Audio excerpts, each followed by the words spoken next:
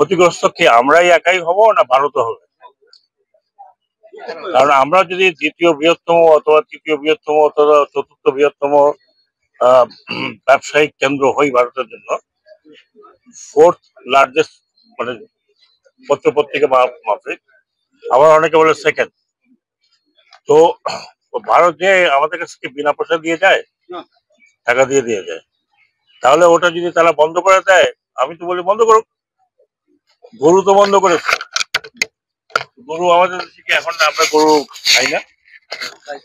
তো বন্ধ যদি ওনারা করতে চায় ওনাদের ব্যাপার, ওনারা বন্ধ করলে ওনাদের ইকোনমি ক্ষতিগ্রস্ত হবে।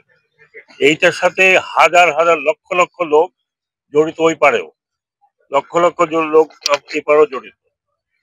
পলিটিক্যাল বিষয় ওগুলো পলিটিক্স ওনারা করছেন, কিন্তু আমি মনে করি না ব্যবসায়ীরা কখনো এটা সাপোর্ট করবে।